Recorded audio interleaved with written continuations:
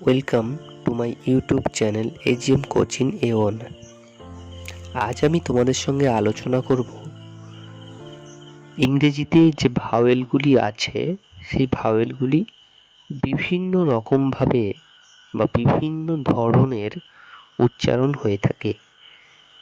কোন ভাওয়েল কি কি উচ্চারণ হয় সেগুলি নিয়ে আজ আলোচনা করব। তো চলো শুরু করা যাক।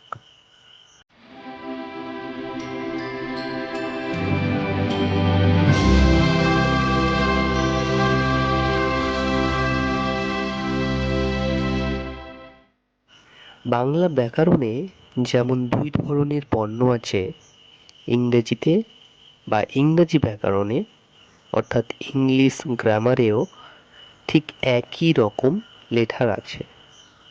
ইংরেজিতে এ থেকে জেড পর্যন্ত 26টি লেটার আছে। 26টি লেটারের মধ্যে 5টি ভাওয়েল, যথা এ, ই, আই ও ইউ। এই ভাওয়েলগুলি সবসময় একই রকম উচ্চারণ হয় না, এক একটি লেটার বিভিন্ন রকম উচ্চারণ হয়। আজ আমরা শিখব ভাওয়েলগুলির বিভিন্ন রকমের উচ্চারণ। চলো দেখে নেওয়া যাক। ভাওয়েল এ এর উচ্চারণ কখনো অ, কখনো আ, আবার কখনো বা আ জফালা, আর কখনো বা এ হয়। এর উচ্চারণ যখন অ, যেমন এ ডবল এল অল। এর উচ্চারণ যখন আ, যেমন এ আর এম আর্ম মানে বাহু। এ এর উচ্চারণ যখন আ জফালা, যেমন এ এম এম হই। এ এর উচ্চারণ যখন এ, যেমন A P E A. Vowel ই এর উচ্চারণ কখনো হস্য ইকার, কখনো এ, কখনো বা আ হয়। ই এর উচ্চারণ যখন ই, যেমন এম ই মি মানে আমাকে।